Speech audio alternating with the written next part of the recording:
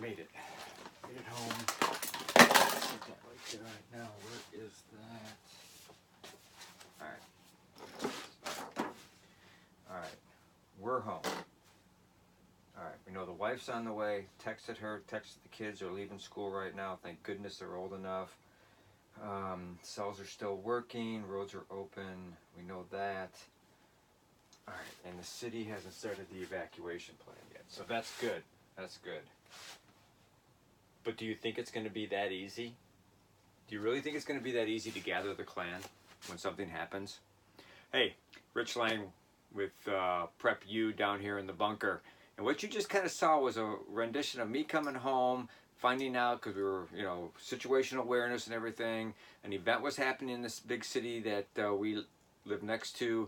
I knew to get home from work. I was able to text my wife and my older kids, or my kids, since they're older, they're in high school, what was going on. We sent the special message that we use to let them know that they should get home, and they're on their way.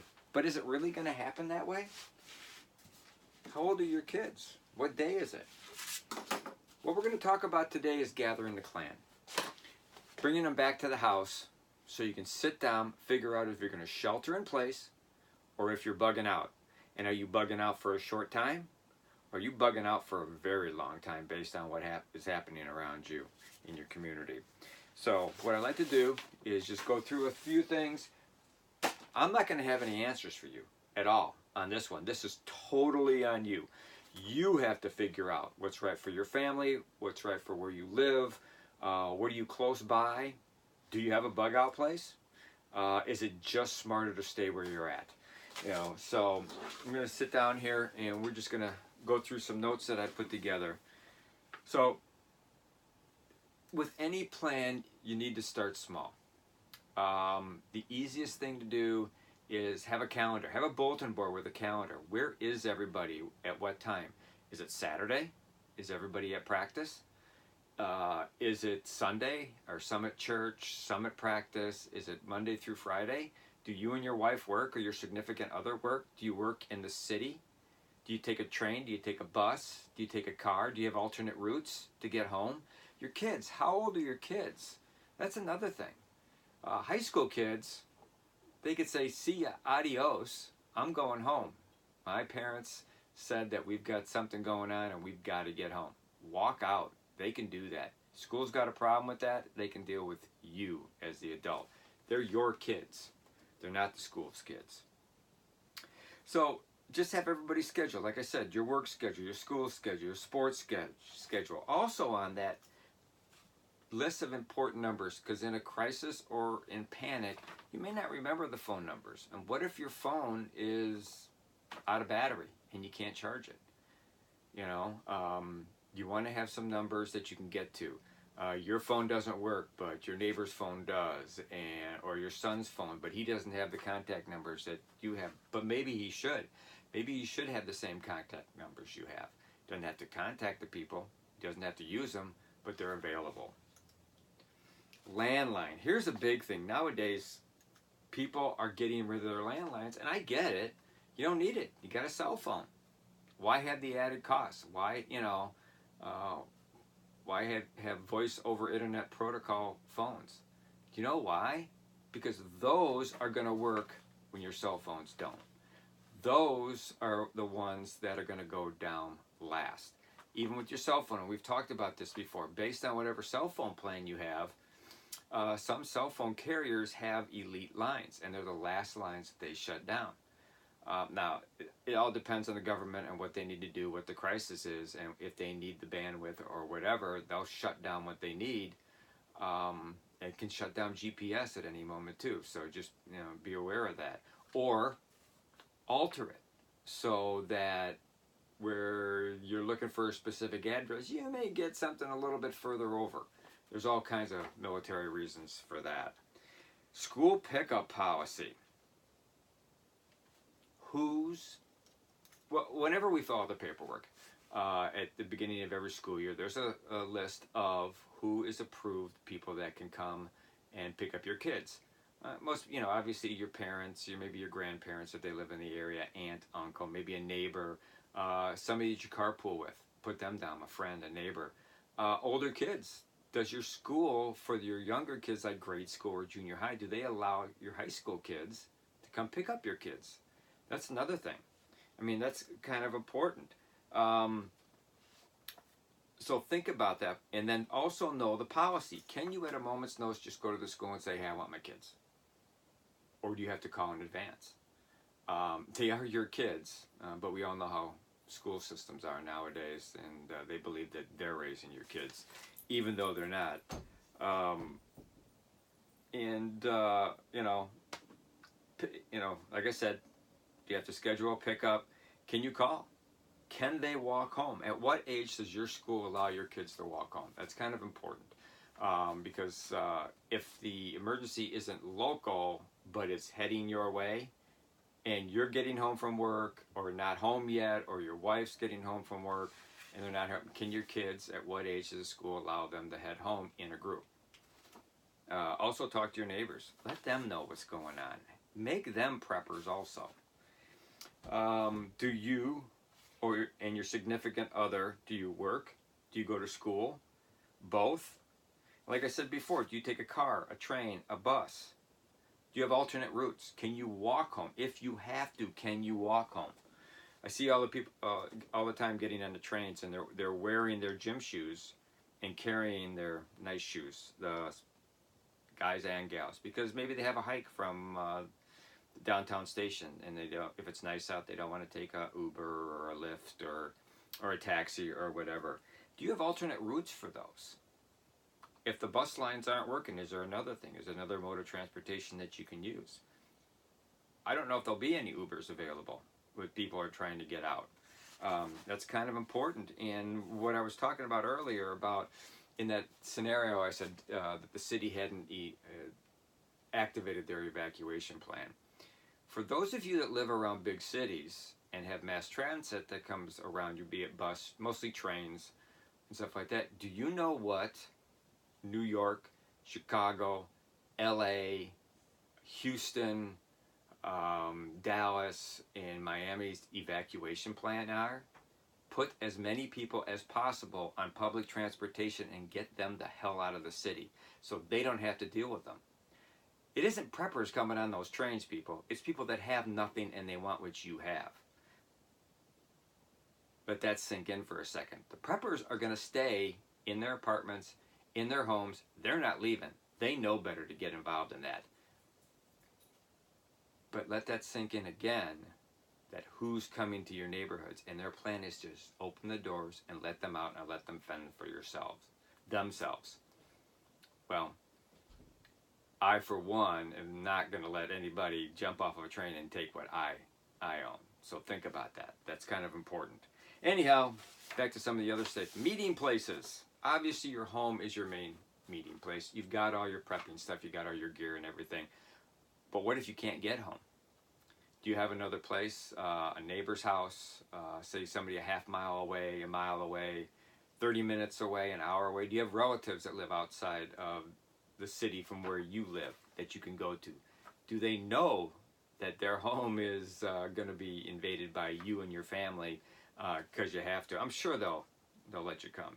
You know how relatives are.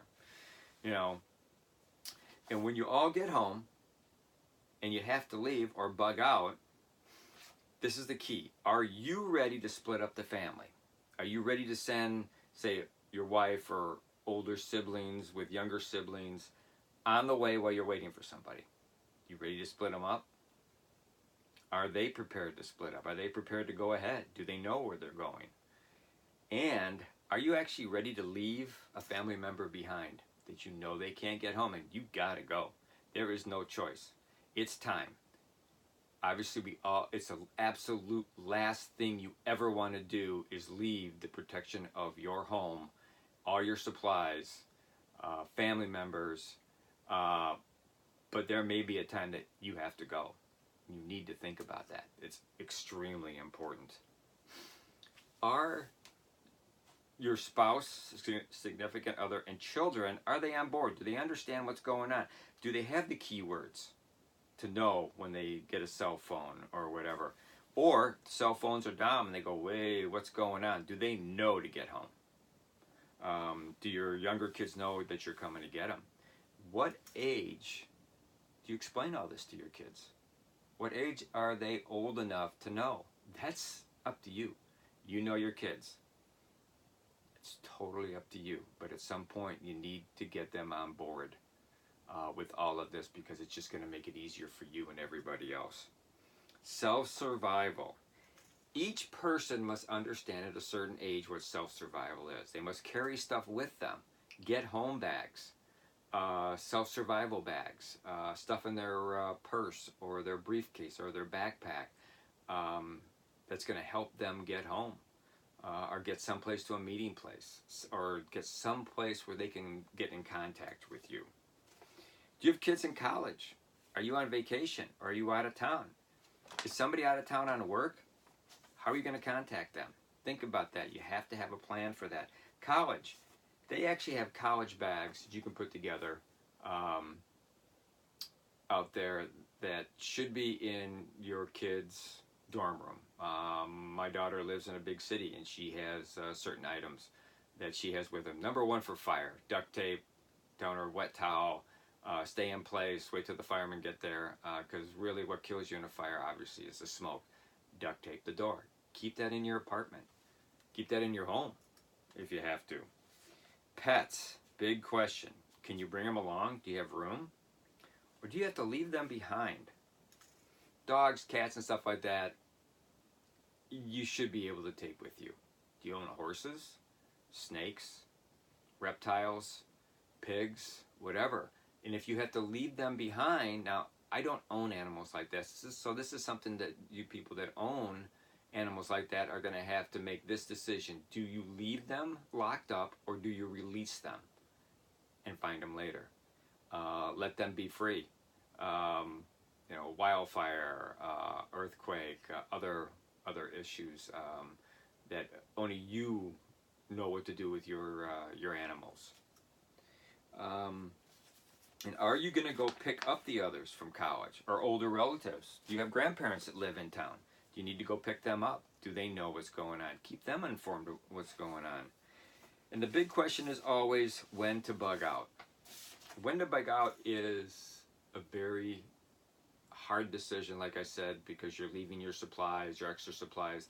Obviously, you have your bug out bags or inch bags, which we're going to talk about inch bags at some time, because I think some of the inch bags you may have seen on the internet are way too small, because you're not coming home and you're not carrying, some of these guys are not carrying enough stuff. It's not a time for stealth or speed or whatever. It's time to make sure you have everything that you need. And I would turn my list over to the guys that go to Philmont and go hiking for two to 3 weeks. So, but we'll talk about that in another video, inch bags. Once you are safe, you need to notify relatives and government agencies that you are alive. How many times have we seen on the news that they say, so many people are missing, unaccounted for, or whatever, and they're still searching, and you're putting firemen and police and National Guard guys at risk if it's a natural disaster. At some point, if you're missing relatives or loved ones, you're going to have to start searching. That's a decision that only you can make, and how you're going to do that. You're also going to have to secure additional supplies. Red Cross may not be there right away. Someplace to stay. Also, and it sounds weird, but contact your insurance company right away. Let them know what's going on. 9 times out of 10, they're going to have a rep in the area for when you get back. And speaking of getting back, when you return, make sure you have picture IDs with you. Always carry picture IDs, everybody that has them. And it's not too early to have your children get state IDs before driver's licenses. I'm serious. State IDs with their pictures on it is really important. The first time you go back, I don't suggest letting the kids come back with you, depending on their age. You're not going to stay your first visit. Obviously, you're just going to take a look at what happened and all that. But when you do return, you're going to have to secure some safe housing. And once you do that, you could bring in the others, and they can help you out. But what if you can't return? what's next? You have to secure shelter, access cash, and procure supplies. And the thing is, you have to think about is the disaster or the emergency, is it just your home, your block, your town, your state, your region, our country, or more? Obviously, the bigger the disaster, the harder it is going to be to find secure lodging and supplies. So another reason that you may not want to bug out unless you absolutely have to. So, I mean, these are a lot of questions, and they're basically just here for you to start thinking and planning. And the plan must be flexible. I mean, once you start it and it builds and builds and builds, it's going to drive you nuts. Mine drives me nuts every time I look at it, because there's always a new contingency, because threats change, family dynamics change, and options come and go. You have to review this every 6 months or anytime something happens. I have a daughter-in-law who will be giving birth shortly. Their plan's going to change. A whole new group of supplies that they have to have, and ways to keep that child safe. And along the way, you can tweak it as needed. I mean, you don't really need, to wait 6 months. Things change, like I said. Some disasters are predictable. Others are quite random. Civil disobedience turning violent. Well, you can normally figure that out just from watching the news, or the type of people that are demonstrating and who they're demonstrating against. Terrorism is unexpected. We all know that. But, it seems like every time there's been a terrorist attack, they start looking back and they go, oh, yeah, well, we heard these guys did this, and they were coming here, and this government did that. And it basically, it happens via government actions, oppression, ideology, and obviously it's not, sometimes it's not unannounced. Sometimes they say they're going to do it. Sometimes they project what they're going to do, just not where. Disasters, like I said, range from your home all the way up to the nation or the world, depending on what it is. I can't hand you a plan. I can't even give you answers, because you have to answer these questions yourselves. It's a lot to think about, but please start. I mean, just start something. I mean, every family is unique. Everyone's needs are different. Disaster types may vary based on where you live, and we all know that. Your plan is almost like a flow chart. It's a flow chart of if this, then this, and then you just go different directions, and it may have to loop back up around if things change. Be creative with your plan, and incorporate everything and keep everybody on board with it. It's very important. Formulate the plan. It's not easy. It's ever changing, and it's never finished. It's not finished till you're dead, because no matter where you go, how old you are, the plan needs to be there. Obviously, any plan is better than no plan. And even the best plan, the military will tell you, is you may have the best battle plan in the world until the first gun is fired, and then Katie by the door. You don't know what's going to happen, But well, thank you. I appreciate you watching this one. This was Gathering the Clan, kind of a really important one to keeping everybody safe. It also will help you think about what you're storing and what you have, because as you go along, you might realize, oh crap, I don't have this, or I don't have that. And you can build upon that. Or I need 3 of these. I need 4 of those. Oh gosh, I don't need all these things. But please start a plan. It's extremely important. As always, thank you for watching. We try to do our best to give you the information to help you survive any incident that's out there, local or nationwide. As always, please subscribe. Again, we live and die by our subscribers and our comments. And if you like the video, please like it. Comment. I love comments. They're fantastic. But for right now, hey, as I always say, be aware of your surroundings. It's extremely important to know what's going around you at all times. And be prepared to be on your own for up to 72 hours. Even the government agencies will tell you that. And prep like your life depends on it, because you know what? Actually, your life does. Thank you.